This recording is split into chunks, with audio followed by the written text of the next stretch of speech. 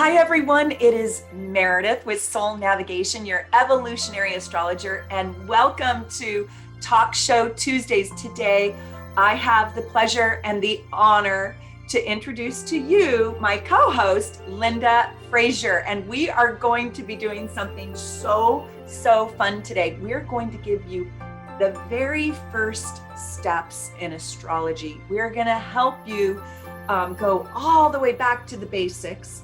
And we're going to teach you how to take the very first baby steps in reading your chart. And Linda is a dear friend of mine. She is a soul sister of mine. She is an absolutely incredible reader right here on Team Soul Navigation. And if you want a reading with Linda, you can book her at soulnavigation.com. Just click on the book now button and go find her beautiful, gorgeous face. And I can't wait to introduce you to Linda. You probably already know her, but welcome, Linda. I'm so glad you're here. Oh, hi, Meredith. I'm so happy to be here too. Hi, everyone. This is so exciting. I love this. And thank you so much for that beautiful introduction. Oh, my pleasure. I love you. I love you to pieces. And I love having you here. And I think that one of the feedbacks that we've gotten from doing a lot of our shows, right? And Linda brought this home to me, is to make it a little bit easier and get those people who are just learning amped up a little bit so they can follow the more advanced strategies that we talk about. And Linda, you even said to me, you were like, sometimes we forget where we started. And we created this idea together. And I thought it was a brilliant concept. So I'm going to let you kind of take it from here and tell everyone what we're going to do today. Yeah, this is really exciting because we're going to do a series of shows for you guys. And we have a lot of advanced astrologers that join the team and listen to Meredith in our videos on Team Soul Navigation. And we also have these wonderful people that are just beginning astrology, and how fun that is. Meredith and I were like, oh my gosh, that's so exciting that these people are interested. And, here's a chart. How do we read it? Right. Yeah. Yeah. And I love this because Linda was talking to me the other day and she was like, my daughter is asking me again, like, what does it mean with the moon? And I was like, wow. We really do. Even people who have been listening to us for a while, I think just going over the basics can be a good reminder and helpful. And this is going to benefit all 12 signs. So let's dive in. We picked some really cool charts to take a look at. And what chart do you want to start? I know what chart I want to start with, but I want to start with the chart you want to start with. So I want you to pick it. Let's see if it's the same one. Okay, who am I guessing? Okay, I love this game. And we usually pick the same things. We often have the same clothes. It's hilarious. So okay. I'm sending you. Prince Harry. Ah, yes! Oh my God. Let's pull him up here. Can you see it? Not yet. Okay, let's pull it up. Okay. How exciting. This will be fun. Here we go. Can you see it? Yes. Prince Harry, September 15th, 1984, 4:20 p.m. in Paddington. Okay, Linda, go for it. Okay, well, look at lovely Prince Harry's chart. Prince Harry's chart is the wheel. So if you look into the center, right, that is the wheel, and that is Prince Harry's natal chart, astrological chart. There's different ways of saying that. And this is when Prince Harry was born at 4:20 p.m. on September 15th, 1984. It's like we took a picture of the planets up in the sky, and then we put them down onto this 2D piece of paper. So that's what your astrological chart is, your natal chart. It's a picture of the sky and where the planets and luminaries were when you were born. So also why it's really important to have your time of birth. Now, when we look at this wheel, if you zero in on the center part of the wheel, you can find houses.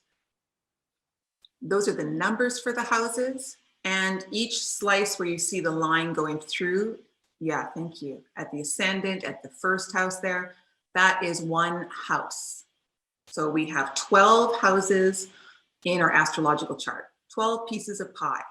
We'll get into those in another video. And I'm sorry, I didn't mean to interrupt, but it's such a good point that you're making. And I think we should say not all houses are the same size, right? Like there's jumbo first and seventh houses with Yes. Prince Harry, and teeny weeny fifth and 11th houses. Yes. And everybody always asks you, what is the most common question we get in the chats? What house system do you use? Yes. And we use Placidus. I think everyone on Team Soul Navigation, we all use Placidus. And I think you, Mayor, probably everyone on Team Soul Navigation also thinks about whole house signs, but that's a background kind of energy, where Placidus really, I think, is the meat of the chart. Yeah. And the other thing we should really stress is both Linda and I are evolutionary astrologers. So we believe in the nodal axis, we believe in the past life and the next lifetime, and we are not Vedic astrologers. And I don't do Vedic astrology. I don't even understand Vedic astrology. I couldn't even read a Vedic chart. If you even had me put one in front of me, it would look Greek to me. Maybe what this looks like to you, right? But we're going to teach you these first steps. And Linda wanted to, do you want me to remove some of the planets now? Yes, yes. Okay. We're going to deal with the sun and the moon. We call them planets. They're luminaries, but we're just going to look at the sun and moon today.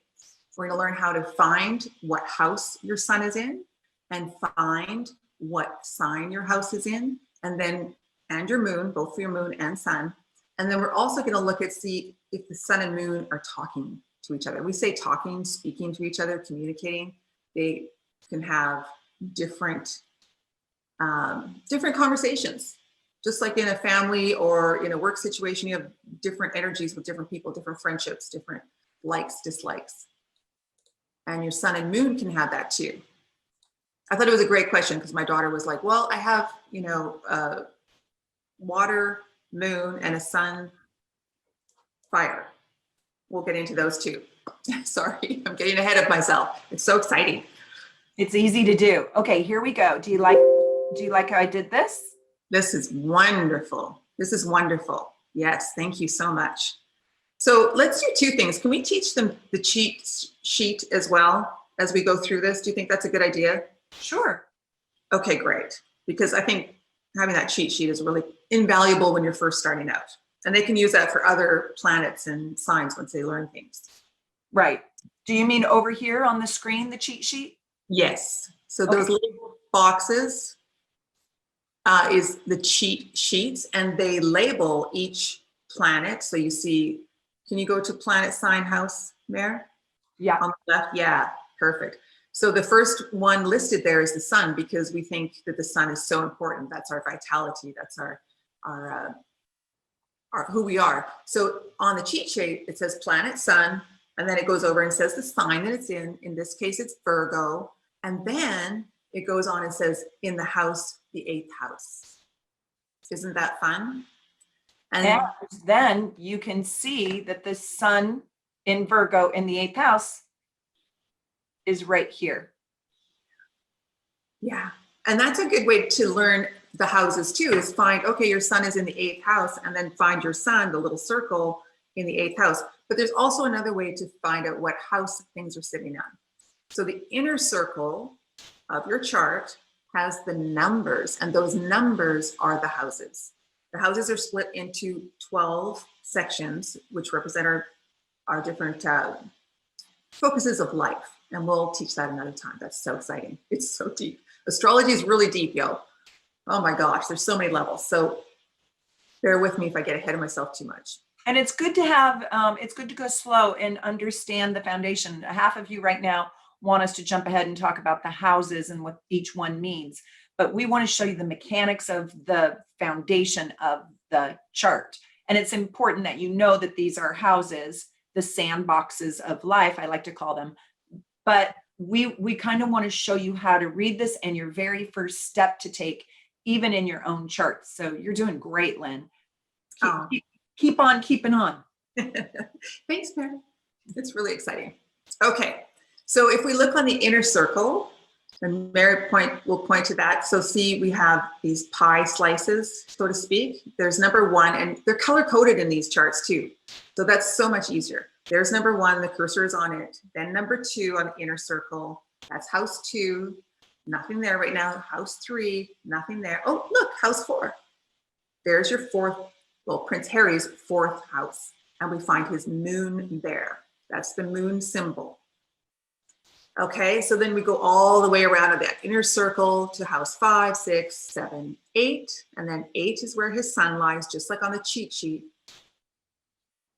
Sun is in Virgo in the 8th house. So that's how you start finding things.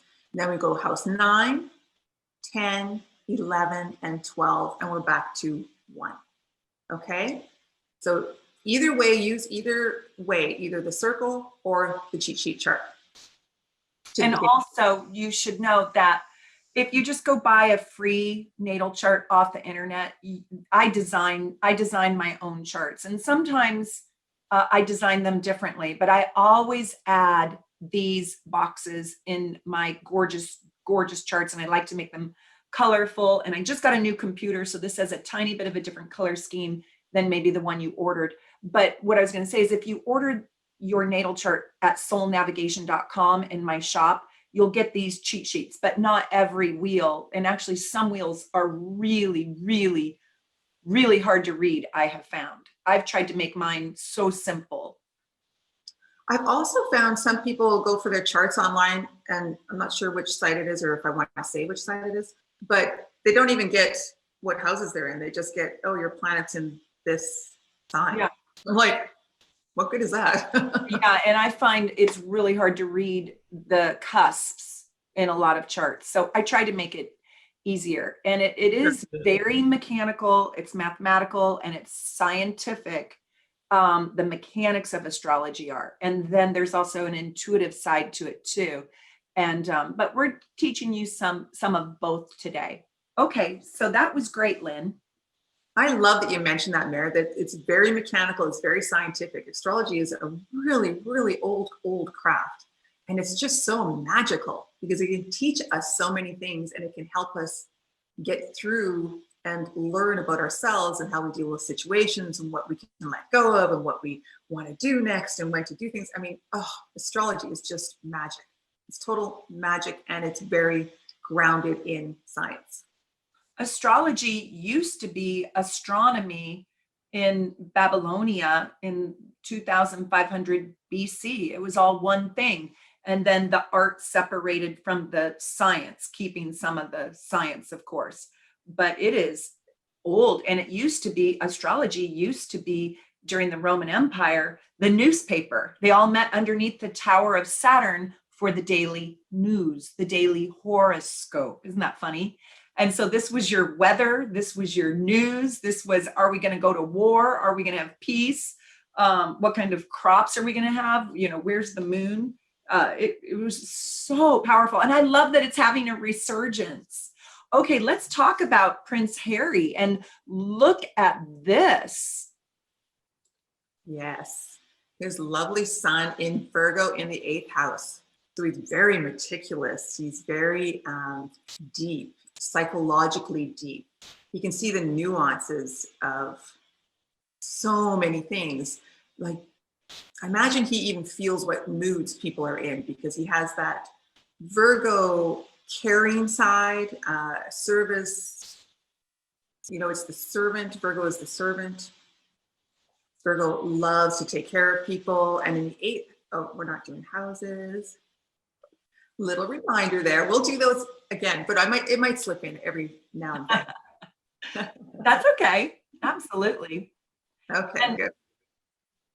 And well, I like, and Linda also wanted to talk about the sun, the moon, and the rising. And I love this sun, moon, and rising. And it's good to know, if you know anything about your chart, you need to know your sun, your moon, your rising. And then you need to go watch all those videos that I have on my channel for your sun sign, for your moon sign, for your rising sign. Another word for rising sign is your ascendant. So you can learn about yourself in its complexity. And so in this case, if you were Prince Harry, if you were so lucky, you'd want to watch all the Capricorn videos, the Virgo videos, and the Taurus videos. Talk about that combination, Lynn. Oh gosh, Mary, you know, I just want to point out that you have so many amazing charts, and you have these fantastic ideas, just like you did about Babylonian times when astrology first came out, and then this was the newspaper, astrology was the newspaper. You know all those details, and it's so exciting to know them, to hear about them. You bring them to us. Thank you for that. Okay, so Prince Harry. Well, you know them all too. So it's fun to talk to you. It's fun to have a conversation with somebody who's also in the know. It's really cool. Oh, this is such a great language. I love astrology. So we didn't actually talk about the ascendant yet, so maybe we should go there right now, because that is a really vital piece of your chart. As Mare said, there's 3 things that you want to start learning right away: sun, moon, and ascendant. And if you already know them, then you really want to start understanding them more, getting into the deeper levels of them. So the ascendant is the exact time or the exact place where the sun was sitting when your birth took place. And in Prince Harry's case, this was Capricorn. Okay, so the ascendant is where the rising was when you were born, at the time of your birth. And that's why it's so important to know the exact time, because that gives us the ascendant, the rising sign for you. In Prince Harry's case, okay, so let's look at the circle and then cut it in half on a horizontal level. And that on the left side, in house 1, in between 12 and 1, that line, thick, dark line you hopefully have, is the ascendant. And in Prince Harry's case, it's in Capricorn. So Capricorn is really hardworking. Capricorn will pick a mountain and just strive for it. They're kind of serious, and when they get older, they have the best sense of humor. They're so fun, even though they're so serious. It's really cool. You know, they're kind of a father figure. They want to take care of things. And don't you just see that in Prince Harry? He just comes across like that. Born to be a father, for sure. I think he's a good dad too. Also, you can't know your ascendant and rising sign. That's the same exact thing. You can't know it if you don't know your birth time. So if you don't know your birth time, you could study all the signs, and you could figure out in which of the 12 ways do you approach life, and what do you physically look like, because it's also your physical characteristics. And you could kind of narrow down your rising sign if you didn't have your birth time. But unfortunately, that's why we weep and cry when we don't know somebody's birth time. Like, no, it's such torment for an astrologer, right? So your birth time will create your ascendant. And if you're off by 7 minutes, this is going to change in degrees. So you want to know your birth time within 7 minutes. And those degrees make a big difference because, as we said, it's scientific. So it's really meticulous. Yeah. Great. Okay, so, and then lovely Prince Harry has his sun in also an earth sign. That's for advanced people. And how do we find that? We look in the inner circle if we don't know, and there's the 8th house.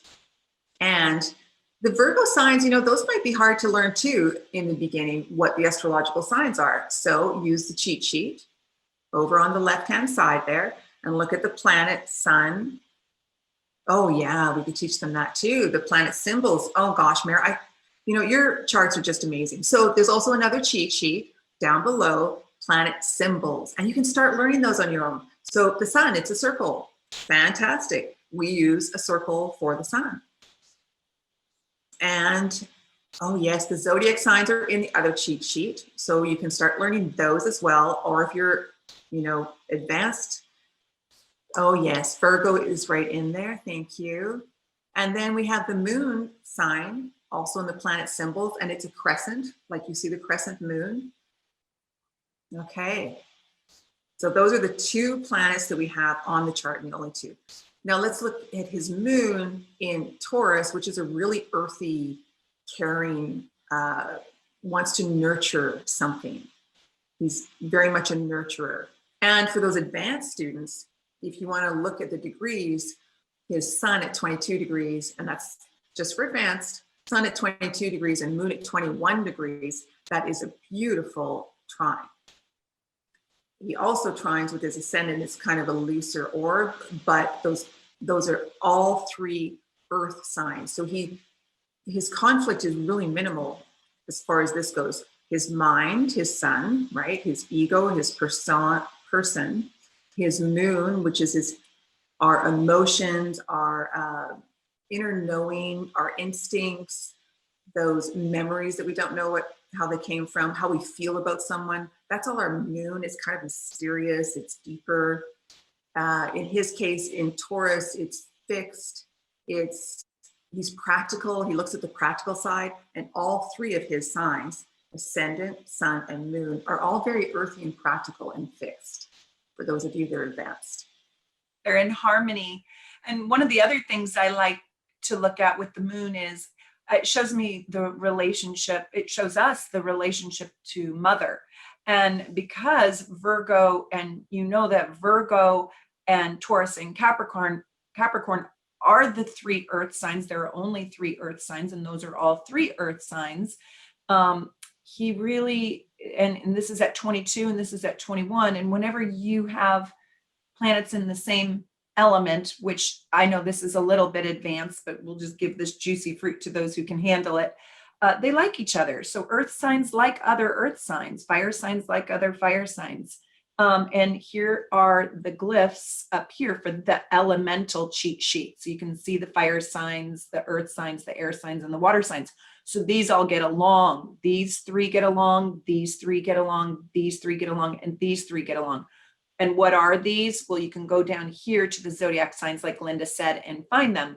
But when you have a Virgo sun and a Taurus moon, and it doesn't even matter by degree, if you just have those two, they like each other. So he really, really liked his mama. And the fact that she's in the fourth house, which is advanced, but that is the house of mother, roots, heritage, and legacy, he really likes her. He loves her. And then when you get something like Linda said, such a tight degree, 22 and 21, that's so close, right? He super likes her. So he extra likes her. And we happen to know that that's true. Oh, that's so true. I love that. Yeah. He's a good man. Do you want to say anything else about Prince Harry's chart? It is kind of interesting how much you can see just with the sun and the moon, isn't it? It is. It is. Very deep, caring man. He'll do a lot of good for the world. Yeah. Do we want to look at another chart now? Yeah, let's look at another chart. Okay, you want to do Kamala? Yes. Okay. Love to do Kamala. Here she is, right here. And I set it up just to do sun and moon. Oh, good. And ascendant. And ascendant, yeah. Perfect. Okay, so I don't know about you. I think we all do this, don't we? Do look at the ascendant first, then sun, then moon. Just kind of happens that way in my mind. Take us through your madness genius. All right. All right. An Aquarius. So if we look at the ascendant, so that's where the line is halfway through the chart there, the one. Yeah. There's our Gemini rising. And if we don't know that, we can go over into the cheat sheet. Oh, let's show that. Because ascendant isn't in the beginning. Ascendant is at the bottom of the cheat sheet, second last one. Ascendant, Gemini, first house. So that is fantastic. She is very intelligent. She takes information in. She's really loves to learn. She wants to suck up the world. She wants to know everything. She's busy. She's on the go. She could probably talk to anyone. Anyway, let's look at her sun. Her sun is down there. And did we find it? One. Yeah, there we go. And her sun is in Libra, but let's check the houses out. On the inner circle, we'll go 1, 2, 3, 4, 5. There's our symbol 5. Sun in Libra. So Libras are also air sign for those of you advanced. So is Gemini. And Libras are also intelligent, very thoughtful, very caring. They want everyone to win. They don't want to get into a power struggle with anyone. They can sometimes get caught up in indecision because they don't know which way to go. There's always two ways to go for Libra. They're trying to balance everything. But she's a high functioning Libra. So I doubt if she has that problem very much. Plus she has that trine. So this is for your advanced students. The trine to her ascendant. So again, they like each other. They're both in air. We have Gemini air sign and Sun in Libra air sign. Very busy in the mind. And one fun little thought that I had is on Saturday Night Live. They have such a great Kamala skits. I mean, just skits galore about Kamala. And they've made her everybody's fun aunt. She's the fun aunt. And the reason why she's the fun aunt, right, is because she's got her son in that fifth house, and that fifth house is joy. It's the house of pleasures and joy. So she really is the fun aunt. Yeah. They got that. They really got that right. Okay, go for it, Lynn. Take on I'm going to have to start watching Saturday Night Live more. Yeah, you have to stay up very, very late to do that. No, that's why I don't watch it. Okay. So then if we go around the houses to find her moon, all the way over there in the 11th house, and her moon is in Aries. And moon in Aries is very, it's a force. Aries is a force, a warrior. She has power, and being that it's the moon in Aries, she has emotional power. She has strength. She has really deep inner strength. In the 11th house, it's about other people. She will be a champion for other people. She will fight for their needs, their emotional needs. She really cares. She cares with a ferociousness, like a lion tiger, like a mama lion. Yeah. Right? That's great. Yeah. And do you want to say anything more about the moon before I look at that aspect? No, that's where I was going. So take it from there. That's awesome. Okay. So I love that her moon and sun are opposing each other. So she has this moon in this Aries fire, and it's directly across from that sun in this air mental space. An opposition is something that a lot of people are born with, a lot of people have in their charts, and sun moon is like, well, her emotional needs are this and her ego needs are the opposite of it. And when people like this are younger, they need to work out that balance. And if we talked about the elements for those advanced students, her sun is an air sign. So it's on the movement or in the mind and always thinking, moving. It's 27 degrees. It directly opposes that fiery moon that wants to start things, like you think about a fire burning. Aries is the beginning when the fire just catches and it just poof. It's always on the go. And she might have had a little bit of a temper when she was younger. I don't know, Kamala. Does Saturday Night Live have anything about her temper when she was a kid? I'd love to know. She kind of still does, because she will put you in your freaking place. Like she did, remember in her debate with Mike Pence, she was like, I am talking, I am speaking, hello, I am speaking, and she was really in his face around that. That's very Aries moon, don't you think? And also Gemini, right? I am speaking. Excuse me, I am speaking. I love that. Yeah, that is great. She'll be a great force for the people. Yeah, that was very funny. So they did do that in Saturday Night Live, and she has some badass attitude with that Aries moon, but Libra needs that. Oh my gosh, yeah, Libra does need that. That is a really good opposition to have. If it, Sagittarius, Gemini is a really good opposition to have, I think, and so is Libra and Aries. She's super fast on her feet with that Gemini rising. I love her chart. I love both of these charts. I just would probably add, and for advanced, it's not simple or easy or even comfortable being born on a full moon. Full moon babies lost something early in life, and they grew themselves out of probably losing emotional parental support, or losing a parent, or feeling lost inside the family unit in some way. Like the bond was broken in some way. Maybe it got repaired later, but and I don't know what her childhood circumstances were completely. I know a little bit about her background, but I don't know about the losses or the sufferings. But when you're born on a full moon, you probably do have an early wound inside of you that shaped you. Okay, who do you want to do next? Look at our choices. Let's do another. We've got Meghan Markle. We could look at her, or we could do Ruth Bader Ginsburg. Oh, let's do Meghan Markle first. Let's save Ruth for last. Okay, save Ruth for last. Here's Meghan. August 4th, 1981, 4:46 a.m., Canoga Park. And God bless her mother, giving birth at 4:45 a.m. Oh my God. I would not be awake for that. Okay, here you go, Lynn. This is great. This is great. Okay, so we have a Cancer rising. Yeah. Oh, wow. So she is a very dear heart. She's got a very soft heart, very much a mother figure, very caring. And isn't that interesting, Lynn? So he's got Capricorn rising, Prince Harry, and she has Cancer rising.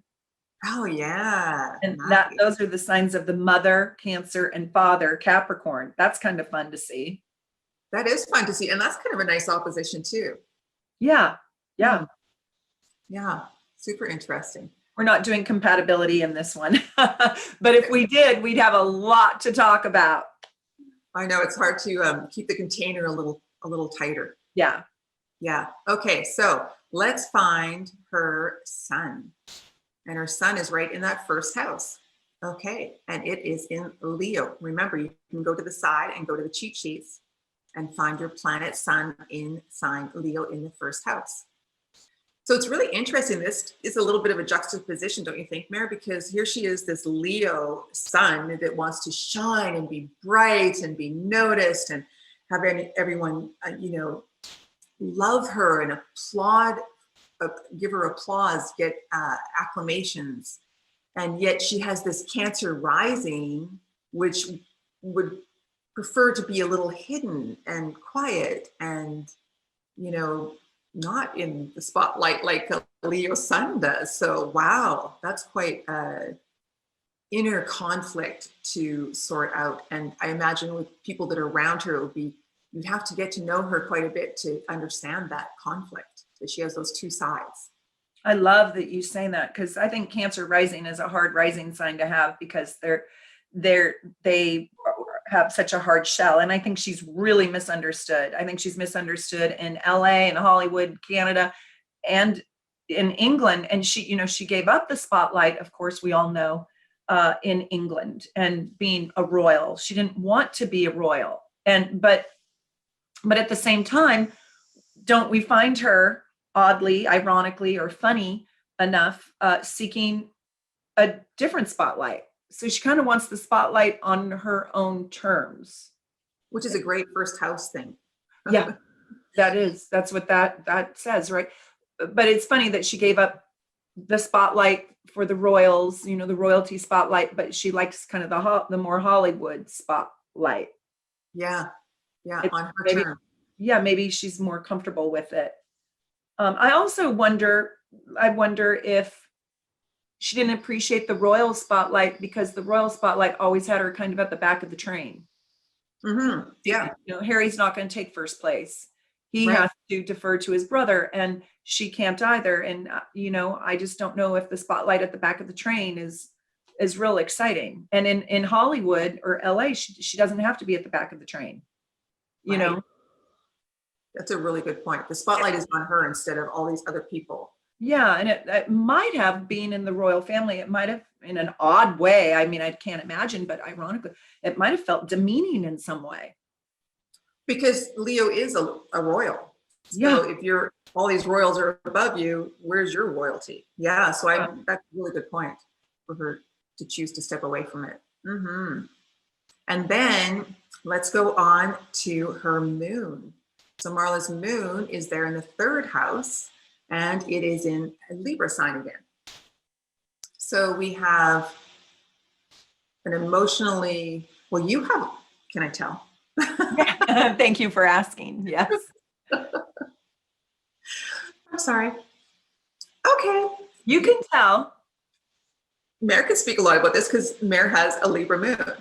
And I just admire your Libra moon so much. I learned so much from it because you are really caring about everyone, and you really want everyone to feel safe and loved and cared for and appreciated. And I think that is Libra. That's Libra bringing that beauty and caring style to every relationship. And this is on such a lovely, deep, emotional relationship. Thank you, Lynn. And if anybody didn't get to see, Linda and I, we did the moon sign. We did the moons through each 12 signs. That was our last talk show Tuesday. And we just had a blast doing it. And we talked a lot about that Libra moon, and we talked about Linda's moon too, which I learned tons from as well. But that's a really fun video if you guys want to go watch all about the moon signs and the moon through all 12 signs. So thank you for that, Lynn. That's so sweet of you. I admire your moon too. And I also have the moon in the third house too, which is an interesting place for the moon to be.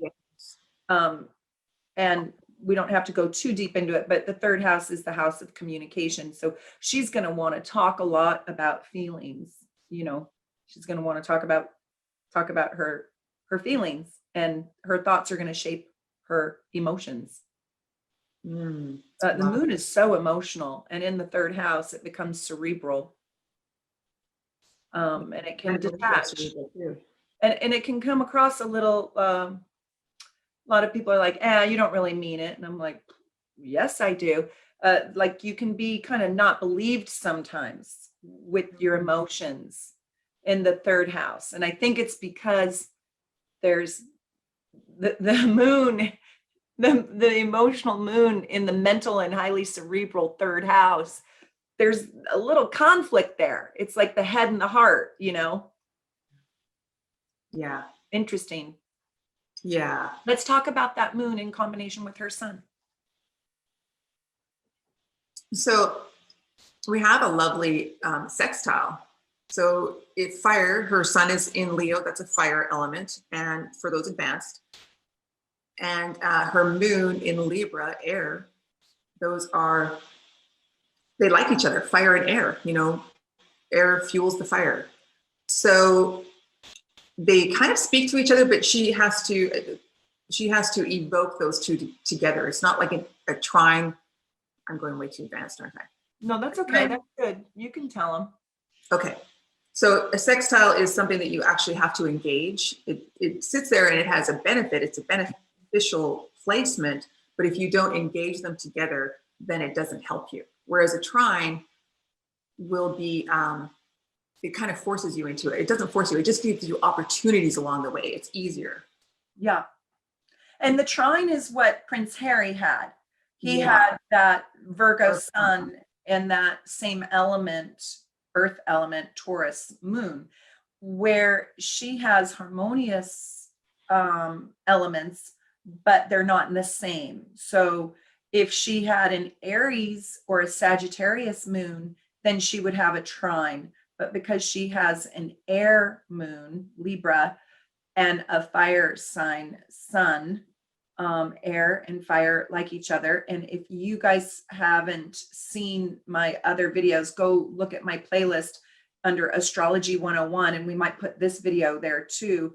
And I tell you a lot about the different elements in some of those beginner videos for my beginners. That's really great, Lynn. Let's look at Ruth Bader. Did you have something else to say about this? No, I think that's great. Thank you. Let's look at Ruth and see how she's doing. Ooh, we picked good charts. And I have to be honest with you, I did not look at these charts before I brought them up right this second. So I'm seeing them for the very first time. And it's kind of cool.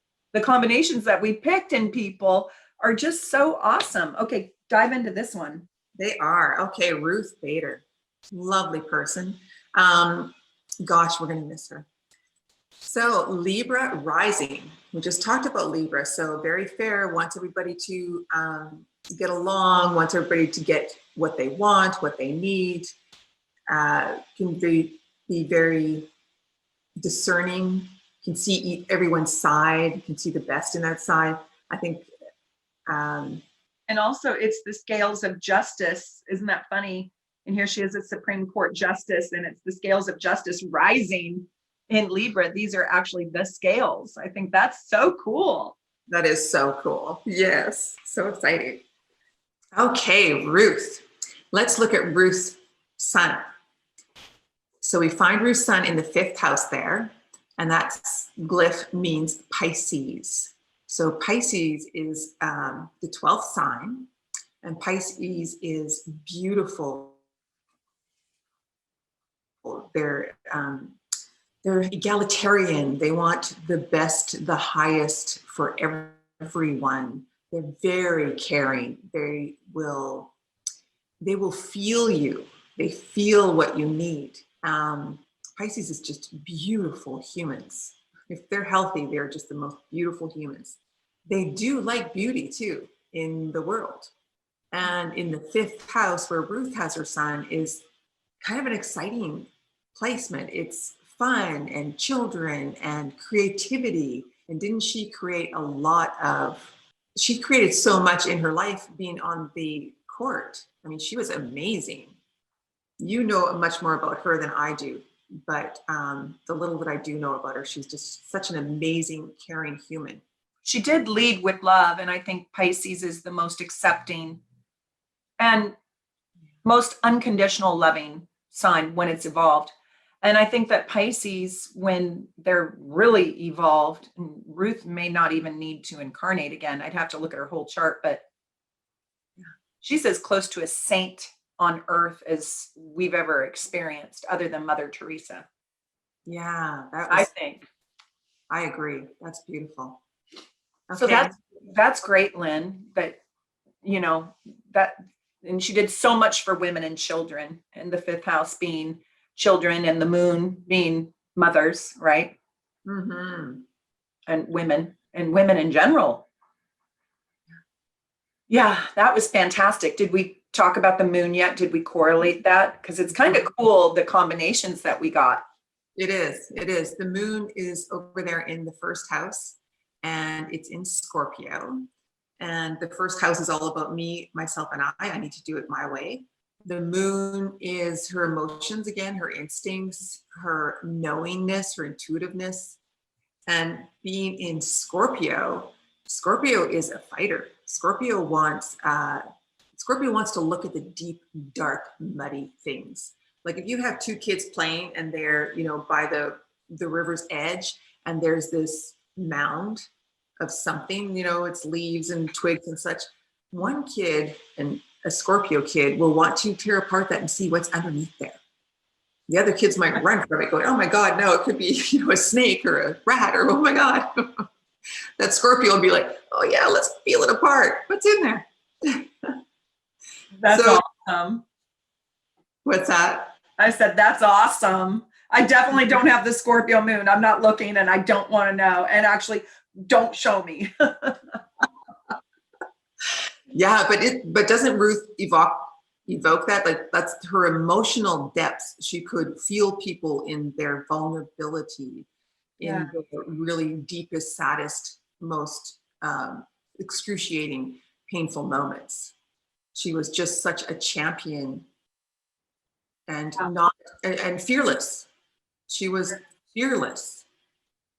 She also thwarted death, I think, 3 times. Oh, wow. And there you have Scorpio all in the 1st house, right? So that's interesting. That is super interesting. I love it. This was fantastic, Lynn. I love this. Do you have anything else that you'd like to say about this chart? Well, I just want to note that she also has her sun moon in a beneficial in a beneficial placement, as in water signs, both water signs. So they, get along really well together, flow together. So there isn't that inner conflict for her on that level as well, which is really nice. Next lifetime, I love that. It really helps her accomplish her destiny. And I think this is interesting. Can I just give one little advance? God, you might kill me, but with and I don't have my mouse right now to show you, but with that 10th house, 29-degree Cancer up at the tippy top of the chart, I think that moon in her chart in Scorpio runs it. It runs her world in so many ways. It's so powerful, like you said. she's like this